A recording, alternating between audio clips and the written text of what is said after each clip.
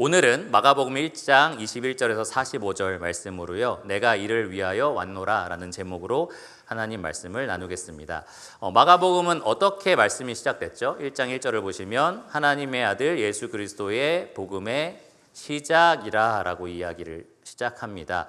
예수님께서 복음을 이렇게 시작하셨다라고 선포한 후에 마가는 실제로 예수님이 어떻게 복음을 시작하셨는지 하나하나 단계별로 설명을 합니다. 먼저 옛 선지자 이사야가 예언한 대로 하나님이 택하신 사자, 주 앞에 준비하는 길을 닦기 위해서 보내주신 사자 세례 요한을 통해서 예수님의 길이 준비되었다라는 것을 2절에서 8절까지 기록했고요. 이어서 예수님이 이 세례 요한에게 침례 받으실 때에 하늘이 열리고 아버지 하나님이 이는 내 사랑하는 아들이요 기뻐하는 자다라고 확증하셨고, 성령 하나님이 눈에 보이도록 내려오셔서 이분이 바로 그 예수님이다, 메시아다, 그리스도다라는 것을 분명하게 공적으로 확증하셨습니다. 9절에서 11절까지 기록되어 있고요. 이후로는 예수님이 광야로 직접 성령에 이끌려서 나가셔서 이 모든 시험들을 이겨내심으로써 내가 이 모든 시험에 실패하는 인간들을 대신할 바로 그 그리스도다라는 것을 스스로 입증하셨습니다. 12절과 13절에 기록되어 있습니다. 이 공적인 시험과 그리고 세례를 마치고 나서 예수님은 본격적으로 주님께서 자라셨던 동네인 갈릴리 지역을 시작으로 복음 전파를 시작하셨는데 그것이 14절과 15절에 기록되어 있고요. 그리고 이 예수님과 함께 그리고 예수님 이후에 이어서 예수님의 증언자가 되어줄 예수님의 복음을 전파할 사도들이 될 제자들을 선택하기 시작하는 장면이 16절에서 20절까지 기록되어 있습니다. 이것이 예수 그리스도의 복음의 시작입니다. 그리고 오늘 본문인 21절에서 45절까지는 예수님이 실제로 복음 전파를 어떻게 하셨는지 구체적으로 상세하게 기록을 하고 있습니다. 어떤 주석가는 21절에서 특별히 39절까지의 말씀을 예수님의 평범한 하루라고 제목을 붙였어요. 왜냐하면 이렇습니다. 21절을 보시면 그들이 가버나움에 들어가니라 예수께서 곧 안식일에 회당에 들어가 가르치시매 라고 기록이 되어 있습니다. 안식일이었죠. 예수님이 회당에 들어가서 가르치기 시작하신 겁니다. 그런데 29절을 보시면 뭐라고 되어 있습니까? 회당에서 나와 라고 되어 있습니다. 같은 날이에요. 같은 날 회당에 들어갔다가 나오신 겁니다. 그리고 32절을 보시면 저물어 해질 때에 라고 이야기합니다. 같은 날이에요. 회당에서 나와서 시몬의 집에 들어가셨는데 시간이 지나서 저물어 해질 때가 된 겁니다. 그러니까 하루에 일어난 일을 이렇게 이 마가가 기록을 하고 있습니다. 그리고 35절도 보시면 새벽 아직도 밝기 전에 저물 때까지 계속해서 예수님께서 사역을 하셨고 그 새벽이 넘어가서 아직 날이 밝기 전에 예수님이 이런 일을 하셨다라고 하루에 일어난 일을 기록을 한 겁니다. 유대인의 날짜 개념으로 따지면 저녁부터 저녁까지 하루라고 말할 수도 있고요. 또 오늘날 우리의 날짜 개념으로 따지면 이틀 정도에 일어난 일이라고 우리가 말할 수 있을 겁니다.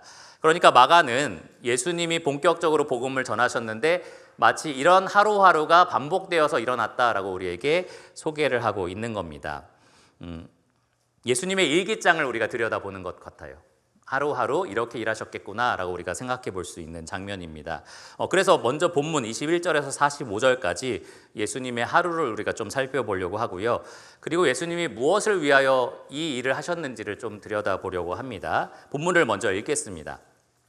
마가복음 1장 21절입니다. 신약성경 54페이지 정도 있습니다. 그들이 가버나움에 들어가니라 예수께서 곧 안식일에 회당에 들어가 가르치심에 뭇사람이 그의 교훈에 놀라니 이는 그가 가르치시는 것이 권위 있는 자와 같고 서기관들과 같지 아니함일러라. 마침 그들의 회당에 더러운 귀신 들린 사람이 있어 소리질러 이르되 나사렛 예수여 우리가 당신과 무슨 상관이 있나이까? 우리를 멸하러 왔나이까? 나는 당신이 누구인 줄 아노니 하나님의 거룩한 자니이다. 예수께서 꾸짖어 이르시되 잠잠하고 그 사람에게서 나오라 하시니 더러운 귀신이 그 사람에게 경련을 일으키고 큰 소리를 지르며 나오는지라. 다 놀라 서로 물어 이르되 이는 어찌미냐? 권위 있는 새 교훈이로다. 더러운 귀신들에게 명한즉 순종하는도다 하더라. 예수의 소문이 곧 온 갈릴리 사방에 퍼지더라. 회당에서 나와 곧 야고보와 요한과 함께 시몬과 안드레의 집에 들어가시니 시몬의 장모가 열병으로 누워 있는지라. 사람들이 곧 그 여자에 대하여 예수께 여짜온대 나아가사 그 손을 잡아 일으키시니 열병이 떠나고 여자가 그들에게 수종드니라. 저물어 해질 때에 모든 병자와 귀신 들린 자를 예수께 데려오니 온 동네가 그 문 앞에 모였더라. 예수께서 각종 병이 든 많은 사람을 고치시며 많은 귀신을 내쫓으시되 귀신이 자기를 알므로 그 말하는 것을 허락하지 아니하시니라. 새벽 아직도 밝기 전에 예수께서 일어나 나아가 한적한 곳으로 가사 거기서 기도하시더니 시몬과 및 그와 함께 있는 자들이 예수의 뒤를 따라가 만나서 이르되 모든 사람이 주를 찾나이다. 이르시되 우리가 다른 가까운 마을들로 가자. 거기서도 전도하리니 내가 이를 위하여 왔노라 하시고 이에 온 갈릴리에 다니시며 그들의 여러 회당에서 전도하시고 또 귀신들을 내쫓으시더라. 한 나병 환자가 예수께 와서 꿇어 엎드려 간구하여 이르되 원하시면 저를 깨끗하게 하실 수 있나이다. 예수께서 불쌍히 여기사 손을 내밀어 그에게 대시며 이르시되 내가 원하노니 깨끗함을 받으라 하시니 곧 나병이 그 사람에게서 떠나가고 깨끗하여진지라. 곧 보내시며 엄히 경고하사 이르시되 삼가 아무에게 아무 말도 하지 말고 가서 너의 몸을 제사장에게 보이고 네가 깨끗하게 되었으니 모세가 명한 것을 드려 그들에게 입증하라 하셨더라. 그러나 그 사람이 나가서 이 일을 많이 전파하여 널리 퍼지게 하니 이러므로 예수께서 다시는 드러나게 동네에 들어가지 못하시고 오직 바깥 한적한 곳에 계셨으나 사방에서 사람들이 그에게로 나아오더라.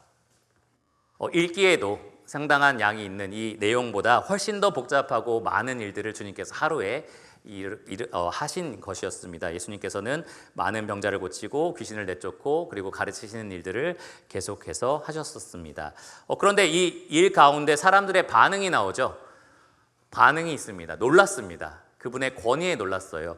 여기 27절을 보시면 권위 있는 새 교훈이로다 라고 하면서 놀랍니다. 예수님이 하시는 말씀, 하시는 여러 가지 능력 있는 일들이 우리가 지금까지 살펴보지 못했던 그러한 권위가 담겨있고 능력이 담겨있는 일들이다, 말씀이다 라고 많은 사람들이 놀랐던 겁니다. 여러분 혹시 주일에 제가 한 10년 이상 여기에서 말씀을 전하고 있고 최 목사님도 가끔 하는데 말씀 전하는 거 들으면서 막 놀라신 적 있으십니까? 참 권위 있는 말씀이다라고 하면서 놀라신 적 있으신가요? 네, 막 웃으시는 장면이 나오는데 물론 어떤 날은 되게 좋은 날도 있었을 거예요. 말씀이 참 좋네 이런 날이 분명히 있었을 겁니다. 그런데 예수님이 전한 말씀의 권위는 정말로 달랐던 거예요. 어느 정도였냐? 귀신을 내어 쫓을 정도였고요. 그리고 질병을 앓고 있던 사람들의 질병이 나을 정도로 예수님의 말씀에는 힘이 있었습니다. 능력이 있었습니다. 그런데 예수님은 우리가 읽었던 본문에 나오지만 나는 그것을 위해서 오지 않았다라고 분명하게 말씀하세요. 나는 병 고치러 온 것도 아니고 귀신 쫓으려고 온 것도 아니다라고 말씀하십니다. 내가 이를 위하여 왔노라 하시면서 예수님이 오신 참 목적이 바로 복음 전파에 있다라고 말씀을 하십니다. 복음을 전하는 것이다 라고 말씀을 하셨어요.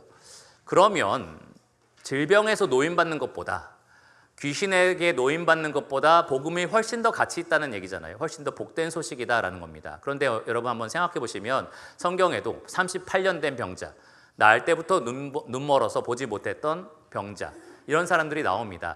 그들에게 있어서는 하루하루가 정말 지옥 같고 하루하루가 비참한데 거기에서 노인받는 것보다 도대체 더 좋은 소식이 무엇인가라는 생각을 충분히 할 수 있을 겁니다. 귀신 들리면 온몸이 상하고 자기 몸을 찢고 자기 몸을 괴롭게 만들고 막 불 가운데 자기 몸을 던지고 그리고 무덤 가운데서 자고 사람들이 무서워하고 쇠사슬에 메어놓고 이런 일들을 살다가 귀신에게서 노인받아서 이제 평범하게 다른 사람처럼 살아갈 수 있다. 이거보다 더 좋은 소식이 어디 있겠어요. 그렇죠? 근데 예수님은 나는 그런 것을 위해서 오지 않았다라고 말씀을 하시는 겁니다. 더 좋은 소식이 있다라는 거예요. 그러면 정말 예수님이 전파하신 복음에는 얼마나 더 좋은 소식이 들어있는가라는 것을 오늘 본문을 통해서 우리가 살펴보기를 원하고요. 복음을 믿고 있는 여러분들, 그리고 복음이 필요하신 분들, 복음을 듣고 믿어야 하는 여러분들에게 정말 예수님이 전파하기 원하셨던 복음의 참 의미와 가치를 이 시간 발견하기를 원합니다. 먼저 첫 번째로 예수님은 귀신을 진멸하러 오신 것이 아닙니다. 귀신을 진멸하러 오지 않으셨습니다. 21절에 보시면 가버나움이라는 곳으로 이제 예수님과 제자들이 들어가요. 이 가버나움이라는 곳은 갈릴리 호수 북서쪽의 큰 성읍입니다. 여러분 이스라엘 지도를 그려봐라 하면은 가운데 동그란 갈릴리 호수를 그리시면 되고요. 요단강이 쭉 따라서 흐르고 밑에는 사해바다가 있습니다. 사해바다 있는 쪽에 예루살렘이 있을 거고 그 다음에 갈릴리 쪽에 예수님이 자란 동네와 활동하셨던 지역이 있는 거예요. 이 요단강에서 사역을 시작하셨던 예수님은 이 갈릴리 지역 가버나움이라는 도시로 올라오셔서 그곳에서 본격적인 복음 전파 사역을 시작을 하셨습니다. 북서쪽에 있는 큰 성읍이라서 로마 군대가 주둔하고 있었고요. 세관도 있었습니다. 작은 동네에는 그런 것들이 없었는데 그만큼 규모가 있는 동네였다라는 거예요. 이 세관에서 마태가 세리로서 일하게 됩니다.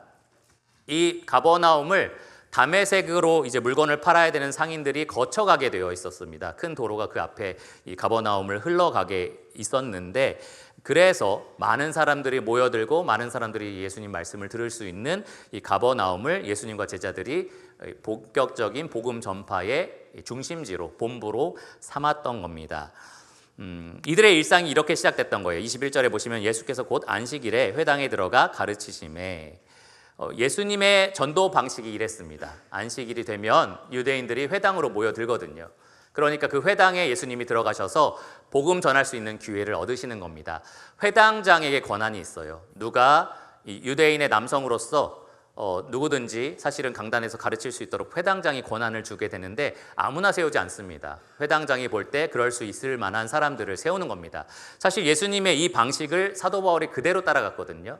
그래서 이방인 지역에 10명 이상의 유대인들이 모여 있으면 이 유대인 이 회당이라는 것이 지어지는데 바울은 가는 도시마다 유대인 회당에 먼저 들어가서 이런 기회를 얻어서 이제 복음을 전했던 겁니다.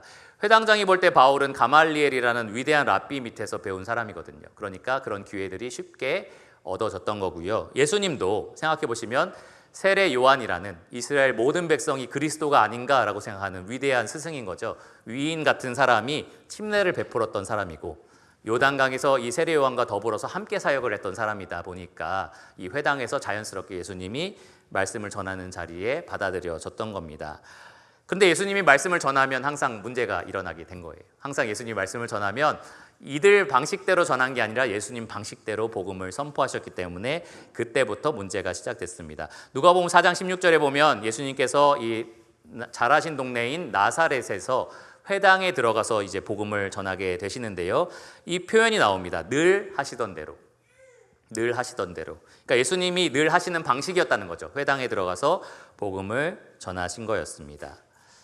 예수님이 가르치기를 시작하니까 22절에 보시면 마가복음 1장 22절에 뭇 사람이 모든 사람이라는 겁니다. 한 사람 한 사람 모두가 다 그분의 교훈에 놀랐다라고 기록이 되어 있습니다. 그냥 대단한 말씀이야. 엄청난 지혜가 가득한 말씀이야. 말씀을 보는 관점이 굉장히 특별하고 신박하다. 뭐 이런 의미의 놀라움이 아니고요. 이 놀라다라는 단어의 뜻은 몸을 움직이기 어려울 정도의 충격을 의미합니다. 굉장히 큰 충격을 받았다는 거예요. 사람들이 뒤통수를 맞는 것처럼 예수님 말씀을 들었을 때 어떻게 이런 말씀을 전할 수 있지라고 하면서 굉장히 큰 충격을 받았던 겁니다. 왜요? 22절에 보시면 가르치시는 것이 권위 있는 자와 같고 서기관들과 같지 않았기 때문이다 라고 말을 합니다. 이 당시 서기관들은 이 경전이죠. 유대교 경전을 보관하고 필사해서 간직하는, 보존하는 일을 맡았던 사람들인데요. 나아가서 이 경전을 읽고 해석하는 일까지도 감당을 했었습니다. 그런데 서기관들은 어떻게 말씀을 전했느냐? 자기들의 권위를 담아서 할 수 없어요. 이 말씀은 이 뜻입니다 라고 말할 수가 없고요. 위대한 랍비 누구께서 말씀하시기를 이 말씀은 이렇다고 합니다.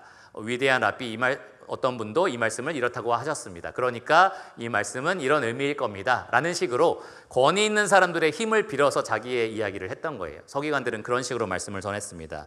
근데 예수님은 그렇게 안 하시는 거죠. 예수님은 이 말씀은 이 뜻이다 라고 분명하게 권위를 가지고 말씀하셨고요. 나아가서 누가복음 4장 21절에 보시면 이 나사렛 회당에서 가르치실 때 유대교 경전을 읽고 나서 이렇게 말씀하셨습니다. 이 글이 너희 귀에 응하였느니라. 여러분, 누가 이렇게 말씀을 전할 수 있을까요? 정말 뛰어난 서기관이라든지 랍비라든지 그런 사람일지라도 이 하나님의 말씀을 읽고 이 말씀은 이런 뜻일 겁니다 라고 추측할 수밖에 없을 겁니다. 정말 똑똑하고 지혜롭다면 조금 더 정확하게 추측을 할 수 있겠죠. 그런데 그 누가 말씀을 읽고 나서 이 말씀이 듣고 있는 여러분에게 지금 이 순간 성취되었습니다 라고 말할 수 있냐라는 거죠. 이런 권위를 가지고 말할 수 있는 분은 이 말씀을 기록하신 분밖에는 없습니다. 이 말씀을 자기의 영, 그리스도의 영으로 직접 기록하신 분, 바로 하나님이신 예수님밖에 없는 겁니다. 이 말씀을 친히 자기의 삶으로 성취하실 수 있는 분, 바로 하나님이신 예수님밖에 이런 종류의 권위를 가지고 말씀하실 수 있는 분이 없다라는 겁니다. 그런데 예수님의 이 말씀의 권위가 말씀하시는 방식에서만 나타난 게 아니라 이 말씀하시는 능력으로도 확증이 됩니다. 바로 그 다음에 이어지는 축귀 사역을 통해서 입증이 돼요. 밝히 드러났습니다. 축귀라는 것은 귀신을 쫓아냈다는 것을 의미하거든요. 귀신을 쫓아내는 이 사역을 통해서 예수님 말씀에 이 정도로 힘이 있구나라는 것이 확실하게 증명이 됩니다. 마침 23절에 보시면 그들의 회당에 더러운 귀신 들린 사람이 있었어요. 흥미롭죠? 회당에 사람들이 모여들었는데 귀신 들린 사람이 같이 들어왔다는 얘기잖아요. 오늘 아침에 예배를 드리는데 어떤 귀신 들린 사람이 막 들어오려고 하면 우리가 어떻게 할까요? 들어오세요, 여기 앉으세요 이렇게 할까요? 아니죠. 나가시오 이렇게 할 거 아니에요? 근데 그러지 않았던 겁니다. 그러니까 아마도 예수님이 이 말씀을 하시기 전까지는 평범한 사람처럼 보였을 겁니다. 그런데 예수님이 말씀하시고 나서 이 사람이 정체를 드러낸 겁니다. 그 안에 있는 귀신이 자기를 드러낸 거예요. 그러면서 이 예수님의 정체를 막 밝히고 나를 그냥 내버려 둬라 이러면서 이제 예수님의 복음 전파 사역을 회방하기 시작했습니다. 그때 예수님께서 한 말씀을 하세요. 이 귀신을 꾸짖으면서 잠잠하고 그 사람에게서 나오라. 입을 다물고 그리고 나가라 라고 분명하게 말씀하신 겁니다. 그때 그 말씀하신 그대로 이루어졌어요. 귀신은 최후의 발악으로 이 귀신 들린 숙주라고 할 수 있죠. 이 몸을 경련을 일으키고 큰 괴성을 일으키기는 했지만 결국에 예수님 말씀에 순종해서 나갈 수밖에 없었습니다.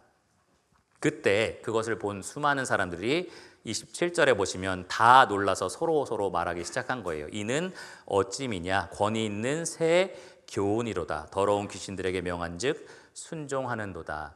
예수님이 하시는 말씀들에 진짜 권위가 있구나라고 확증하게 된 거예요. 어떻게 해요? 귀신들에게 말했더니 다 순종하지 않느냐라고 한 겁니다. 예수님의 말씀에 정말로 이러한 권위가 담겨 있구나. 이것은 정말 새로운 가르침이다 라고 사람들이 인정을 한 겁니다. 여러분, 귀신은 거룩한 하나님 편에 속한 존재입니까? 아니면 이 하나님의 반대편에 속한 존재입니까? 반대편에 속한 존재입니다. 하나님이 거룩하시기 때문에 그렇기 때문에 이 귀신은 더러운 쪽에, 악한 쪽에 속한 존재입니다. 창세전에 하나님이 이 만물을 창조하실 때, 태초에 만물을 창조하실 때 귀신을 만드신 것이 아니고요. 천사를 만드셨는데 천사 중에 일부가 타락해서 하나님 반대편에 서게 됐습니다. 이 악한 세력이 된 거죠. 사람은 이 귀신 그리고 귀신의 우두머리인 마귀의 유혹을 받아서 결국 하나님을 반역하는 일에 가담을 했습니다. 창세기 3장에 나오는 내용입니다. 그러니까 이 악의 세력은 예수님이 보실 때 그리고 하나님 편에서 볼 때는 당연히 진멸해야 될 원수였던 거예요. 진멸해야 될 대상이었습니다. 그런데 예수님은 그들을 없애기 위해서 이 땅에 오신 것이 아니었다라는 겁니다. 없앨 대상은 맞지만 그걸 위해서 이 땅에 오신 것은 아니었다라는 겁니다. 만일 예수님이 귀신을 없애는 것이 오신 것의 목적이었다면 사실 다니는 곳곳마다 귀신을 없애야 됐어요. 갈릴리뿐만 아니라 여러 이스라엘 지역, 세계 전 지역을 돌아다니면서 모든 악한 세력들을 몰아내는 일들에 전념을 하셔야 했습니다. 그런데 가만히 살펴보시면 예수님이 먼저 귀신을 발각하고 그 귀신을 나오라고 하신 겁니까? 귀신이 먼저 예수님에게 대항한 것입니까? 귀신이 먼저 예수님을 방해하기 위해서 대항한 겁니다. 예수님이 이 귀신 들린 사람에 대해서 몰랐을까요? 아셨습니다. 그런데 그것을 일깨우지 않았다는 거죠. 그 귀신 들린 사람이 먼저 예수님의 복음 전하는 사역을 회방한 겁니다. 그때 예수님께서 그에게 나가라, 내쫓으신 일을 하신 것이지 이 귀신들을 찾아다니면서 진멸하기 위해서 이 땅에 오신 것은 아니었다라는 겁니다. 귀신은 예수님이 누군지를 정확하게 알았습니다. 당신은 하나님의 편에 속한 하나님의 이 거룩한 분이십니다 라고 이야기를 했고요. 우리는 더러운 쪽에 속한 악한 세력입니다 라고 인정을 한 거예요. 그러면서 우리를 멸하러 오셨습니까? 라고 얘기합니다. 예수님에게 그런 멸하실 권세가 있기 때문에 말씀만 하신다면 이 귀신들은 무저갱이라는 곳에 갇힐 수가 있고요. 그리고 영원한 형벌로 떨어질 수 있기 때문에 그 권세를 이 귀신들이 알기 때문에 예수님을 회방 놓으려고 했던 겁니다. 그런데 예수님은 그렇게 하지 않으셨다라는 거예요.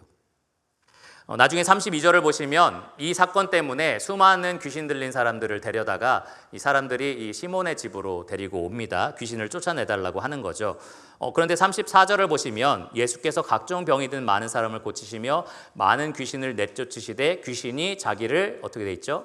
알므로 그 말하는 것을 허락하지 아니하시니라 라고 말씀하셨습니다.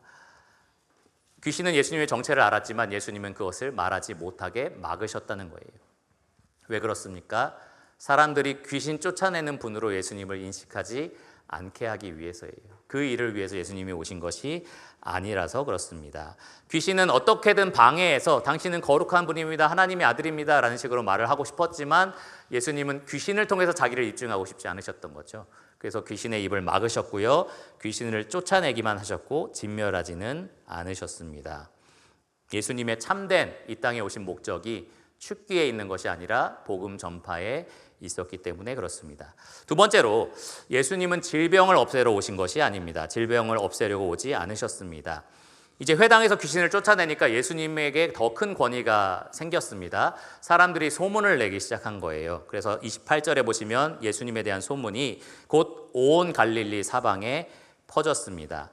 여러분, 이 자리에서 그런 일이 있다고 생각하시면 오늘 나가서 만나는 사람마다 얘기하지 않겠어요? 오늘 교회에서 무슨 일이 있었는지 알아? 하면서 분명히 얘기하셨을 겁니다. 그런 일이 일어난 거죠. 갈릴리 사방에 곳곳에 사람들이 돌아다니면서 이 회당에서 이런 일이 있었다라는 이야기를 하게 된 겁니다. 그래서 예수님에 대한 소문이 엄청나게 퍼졌어요.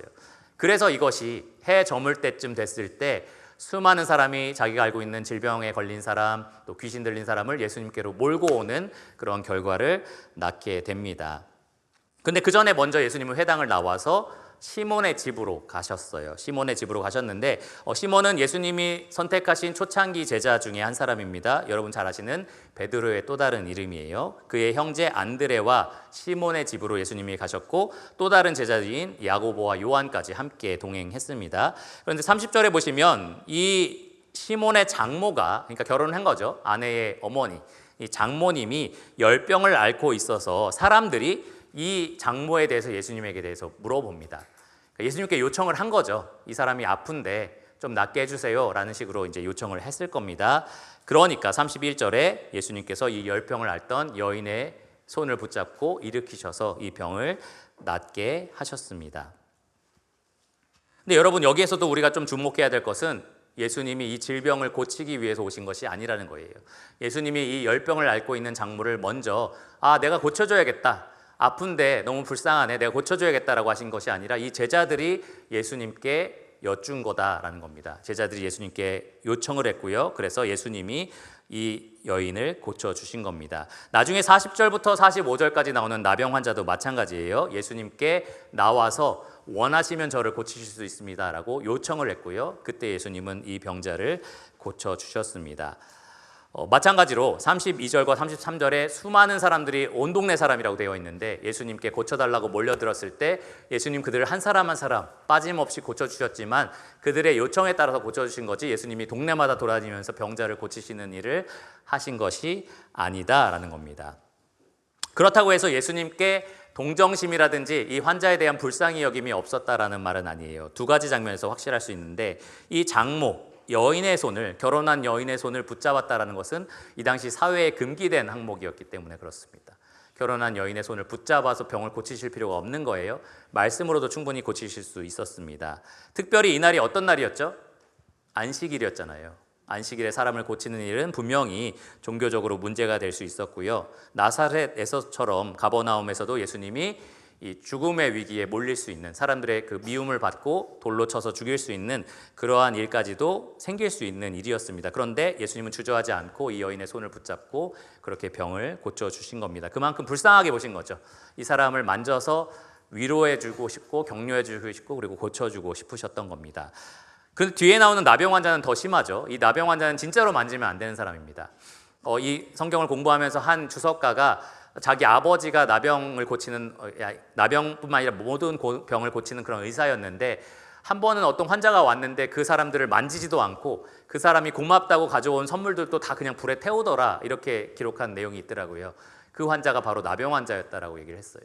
그 사람이 만진 거는 만지면 우리도 병들기 때문에 절대로 만질 수 없는 환자가 나병 환자였습니다. 그런데 예수님은 그에게까지 손을 내밀어서 그를 만지시고 병을 고쳐주십니다. 왜요? 불쌍하니까.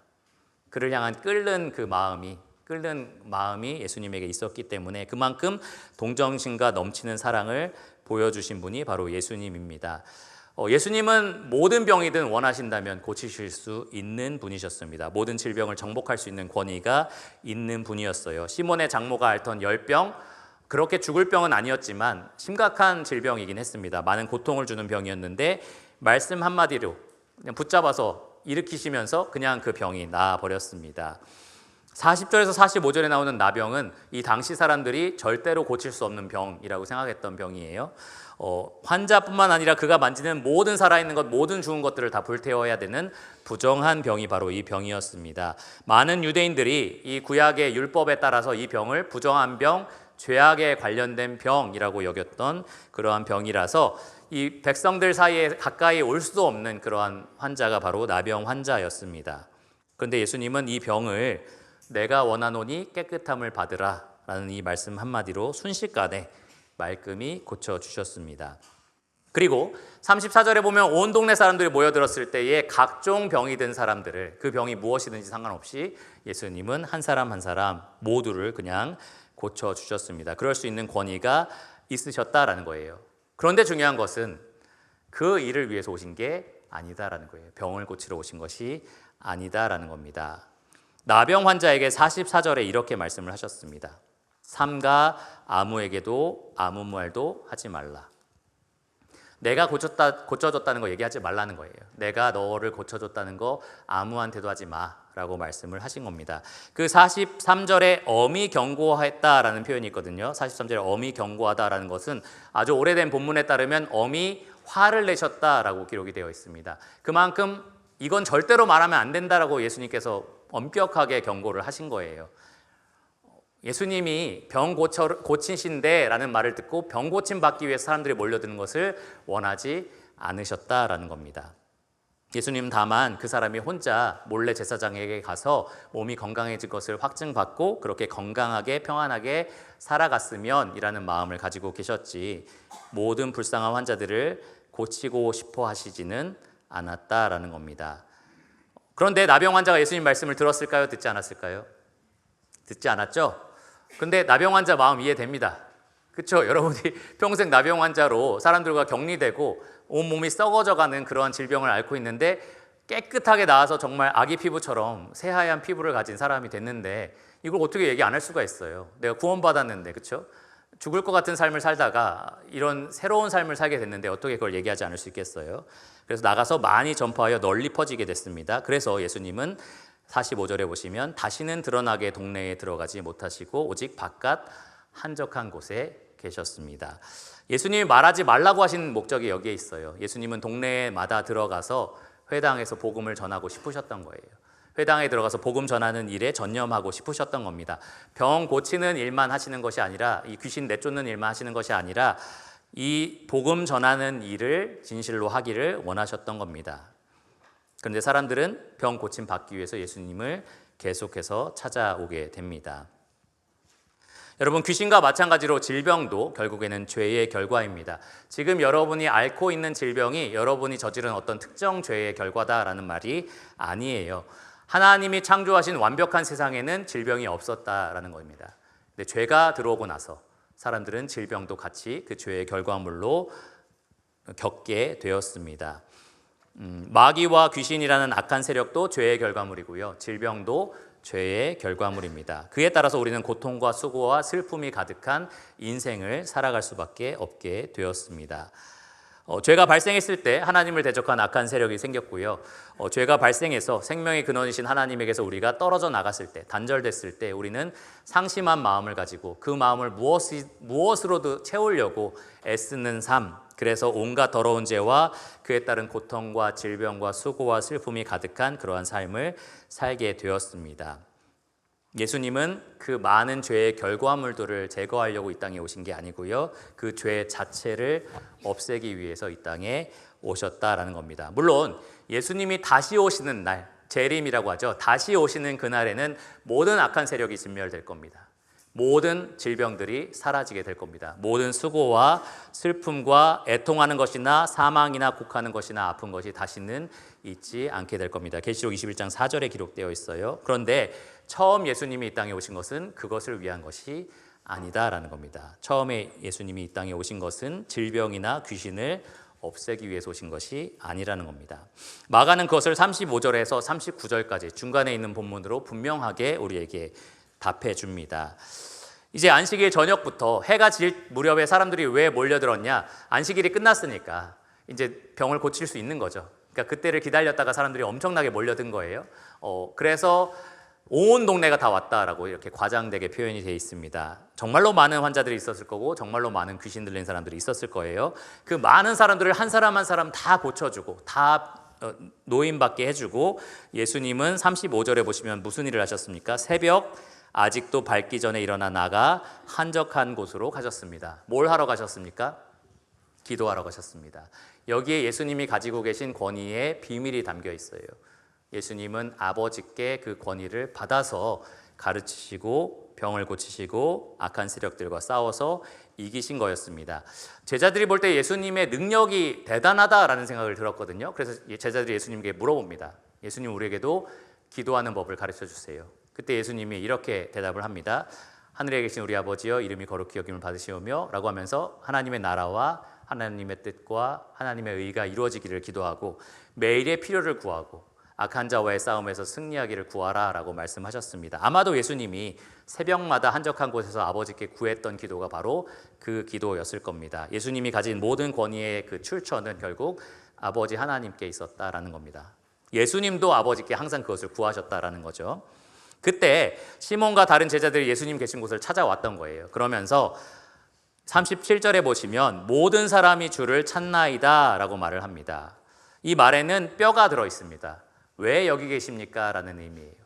모든 사람들이 예수님에게 병고침 받기 위해서, 귀신에게 노임받기 위해서 지금 우리 모인 곳에 다 모여들었는데 왜 이 한적한 곳에 혼자 나와 계십니까? 라고 예수님을 책망한 겁니다. 그때 예수님이 이렇게 대답을 하세요. 38절에 보시면 우리가 다른 가까운 마을들로 가자. 모여든 사람들이 있는 곳으로 가자는 겁니까? 다른 곳으로 가자는 겁니까? 다른 곳으로 가자는 겁니다. 왜요? 예수님은 병 고치려고 오신 게 아니니까. 예수님은 귀신 쫓아내려고 오신 것이 아니니까.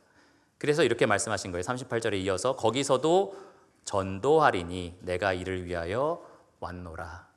예수님이 오신 이유는 죽기보다 치유보다 훨씬 더 복된 소식, 복음, 그것을 전하기 위해서 이 땅에 오신 겁니다.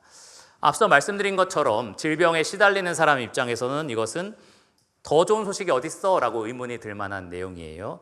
귀신에 날마다 얽매여서 살아가는 사람에게 있어서는 이것보다, 여기에서 해방되는 것보다 더 좋은 소식이 어딨어? 라고 생각할 수 있는 그러한 의문이 섞인 그러한 예수님의 대답입니다.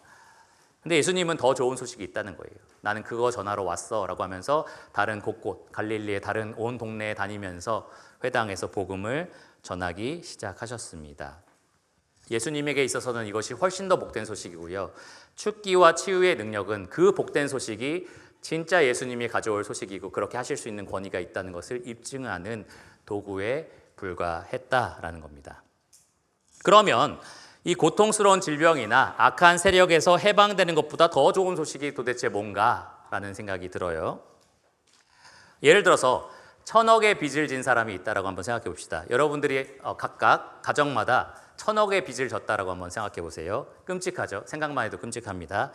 챗 GPT에게 물어보니까 1000억의 빚을 10년 동안 갚아야 된다라고 했을 때 매달 내야 하는 이자가 얼마야? 라고 하니까 한 달에 3.3억입니다 라고 대답을 하더라고요. 3. 어때요? 여러분이 1000억의 빚이 있고 매달 3.3억의 이자를 갚아야 된다면 그 자리에서 죽고 싶습니까? 아니면 계속 사시겠습니까? 내가 아무리 많이 벌어도 한 달 이자도 갚을까 말까 한 인생이잖아요. 제가 또 챗 GPT에게 물어봤습니다. 5인 가족이야. 한 사람당 매일 10만 원씩 벌고 이것을 온통 빚 갚는 데만 쓴다고 생각해봐. 그러면 몇 년 동안 1000억을 갚을 수 있어? 라고 물어보니까 548년이 걸립니다 라고 돼 있더라고요. 그 자손의 자손, 자손의 자손, 자손의 자손이 갚아도 다 못 갚을 빚입니다. 그리고 이자는 얘기도 안 한 거예요. 1,000억의 빚에 대해서만 그렇게 대답을 해준 겁니다. 사실은 이자만 갚다가 죽겠죠. 빚은 갚지도 못하고 이자만 갚다가 죽는 게 정말로 이 1,000억의 빚을 진 사람의 심정일 겁니다. 이런 경제적으로 완전히 파산한 인생을 살아가는 사람이 있어서 엄청난 재력가가 그 사람을 불쌍하게 본 겁니다. 너의 인생은 이제 끝이고 너의 인생뿐만 아니라 너의 후손과 후손의 인생도 결국에는 이 엄청난 빚을 갚다가 다 갚지도 못하고 그렇게 망하게 될 인생인데, 인생의 하루하루에 가치가 없잖아요. 다 갚을 수도 없는 빚만 갚다가 살아가는 거니까. 그래서 내가 10달의 이자를 갚아줄게 라고 약속한다고 한번 생각해 보세요. 3.3억에 10달이면 얼마입니까? 33억입니다. 고마워요, 안 고마워요? 아까 저쪽에서도 물어봤는데 아무도 그렇다고 안 하더라고요. 그래서 여러분 다 통장에 33억 있으세요? 제가 이렇게 물어봤는데 왜 선뜻 대답을 못합니까?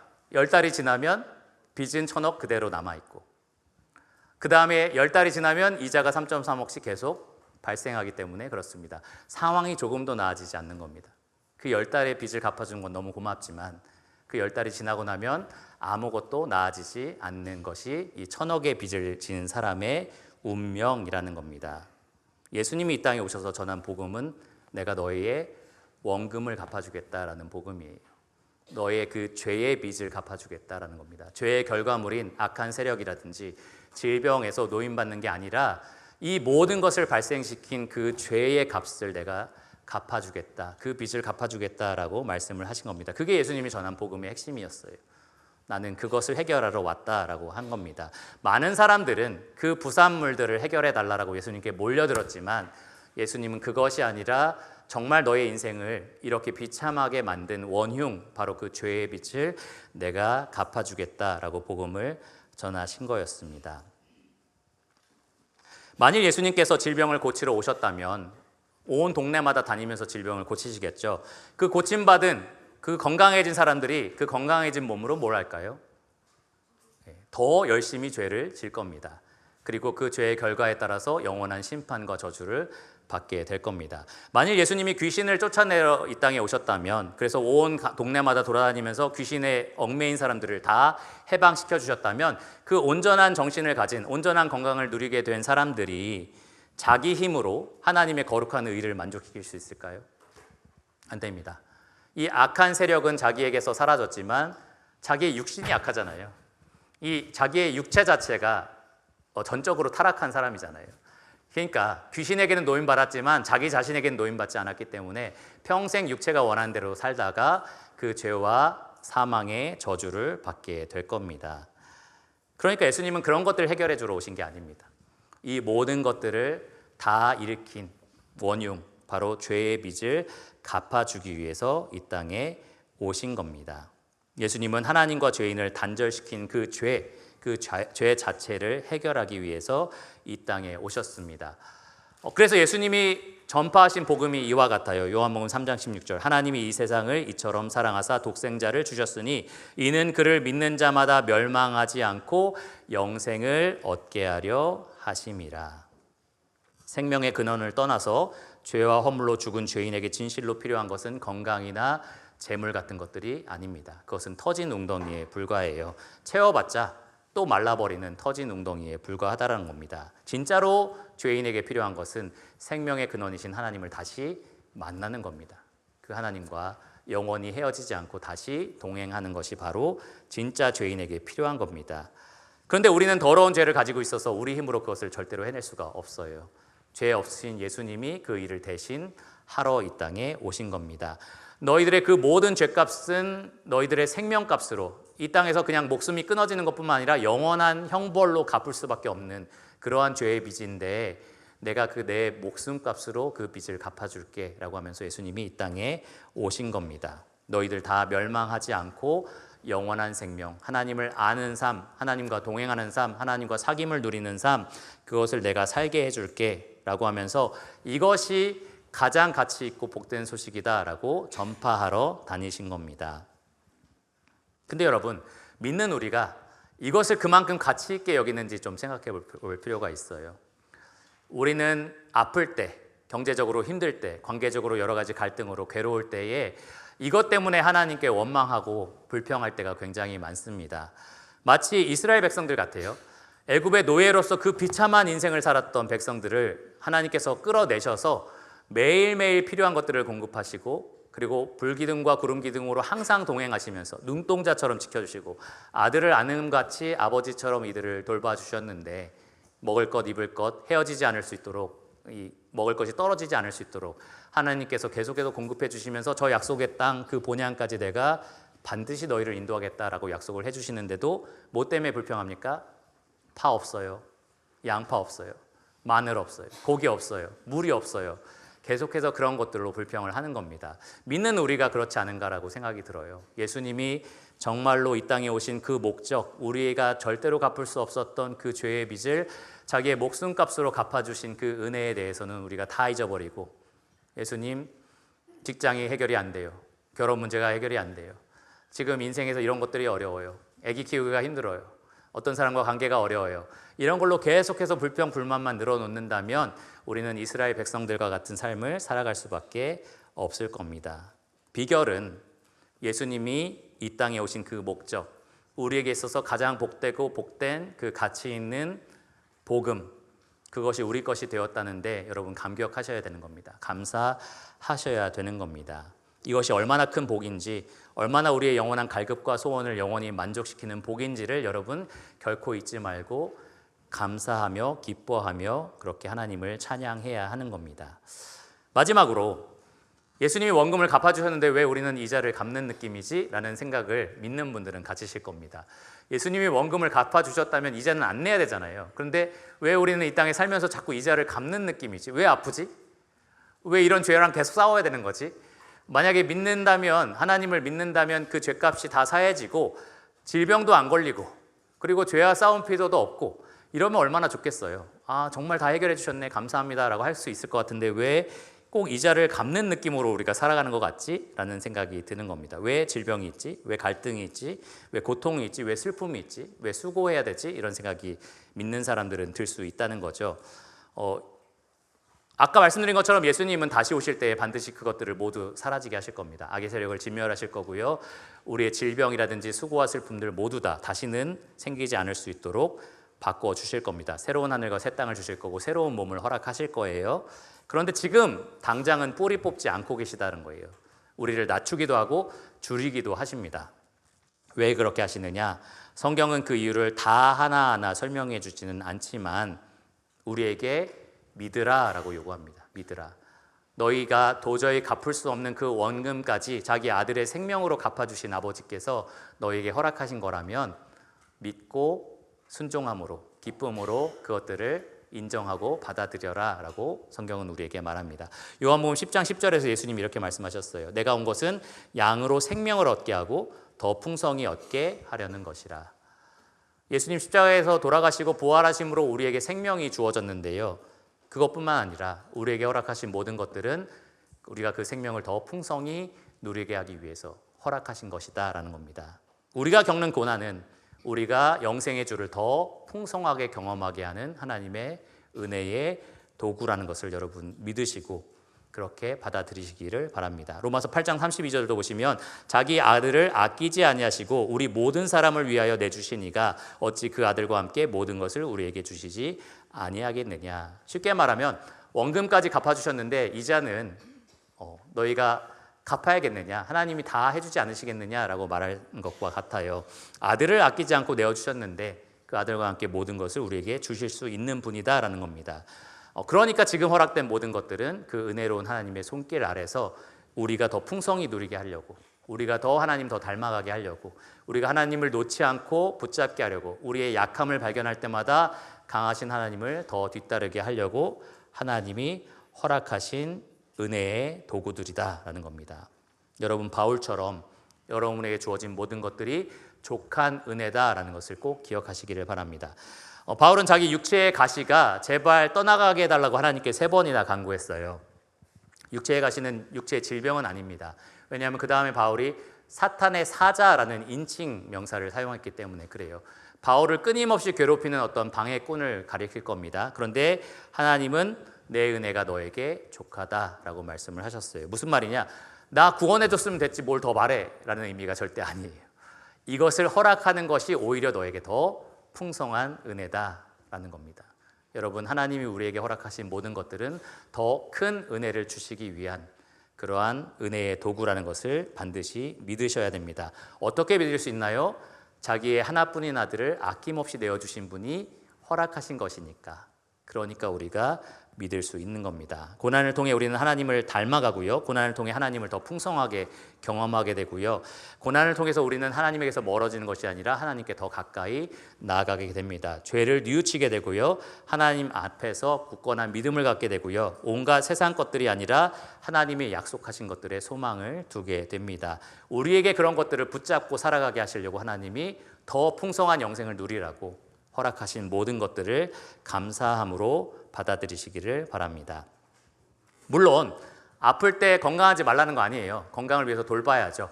내가 지금 뱃살이 이만큼 나왔는데 하나님 허락하신 거야 막 이러면서 그건 절대 아니죠. 관리해야 됩니다. 하나님 주신 몸이에요. 제가 예전에 읽었던 어떤 책에 예수님이 옆에서 오면서 너 내 피로 산 몸을 왜 이렇게 관리하고 있어? 라고 하신다는 거예요. 그래서 그 말을 보면서 제가 안 되겠다 이렇게 생각을 했었는데, 관리해야 됩니다. 악한 죄와 싸워야 되지 않는다는 거 아니에요. 난 죄에 자꾸 넘어지는데 하나님이 허락하신 죄니까 계속 져야지 뭐, 이렇게 하라는 게 아닙니다. 우린 죄와 치열하게 싸워야 되고요. 우리 몸과 우리에게 주신 것들을 관리하기 위해서 청지기처럼 살아야 되는 것은 맞습니다. 그러나 우리가 피할 수 없는 고난들이 있잖아요. 우리가 어떻게든 벗어나려고 하지만 벗어날 수 없는 그런 환경들, 그것들에 있어서 하나님의 은혜를 여러분 발견하시고 하나님이 우리에게 풍성한 은혜를 베푸시기 위해서 주신 도구라고 믿으시기를 바랍니다. 여러분, 형통한 삶, 풍성한 삶이라는 것은 하나님 없이도 살 수 있는 삶이 아닙니다. 하나님 없이는 살 수 없는 삶이, 하나님과 친밀하게 살아갈 수밖에 없는 삶이 형통하고 풍성한 삶입니다. 하나님이 우리에게 허락하신 모든 것들은 바로 그 형통한 삶, 그 풍성한 삶을 위해서 우리에게 주신 것들입니다. 주님께서는 이 복음을 전하기 위해서 이 땅에 오신 겁니다. 육체의 질병, 귀신이 아니라 우리의 모든 영혼을 사기 위해서, 우리의 영혼을 구원하기 위해서, 하나님과 단절됐던 우리를 하나님과 다시 하나 되게 하기 위해서 예수님은 그 복음을 선포하기 위해서, 또 그 복음을 실제로 자기 몸으로 이루어내기 위해서 이 땅에 오신 겁니다. 여러분들이 마지막으로 세상 가운데 나가서 이 그리스도의 복음을 증거할 때에, 여러분의 말이나 삶으로 증거할 때에, 그러니까 그렇게 증거하시면 안 돼요. 교회 다녀봐, 애들도 다 잘 되고 가족도 다 잘 돼, 다 건강하고 사업도 너무 잘 되더라, 이렇게 말하면 안 되는 겁니다. 왜요? 예수님이 그 목적으로 오신 게 아니잖아요.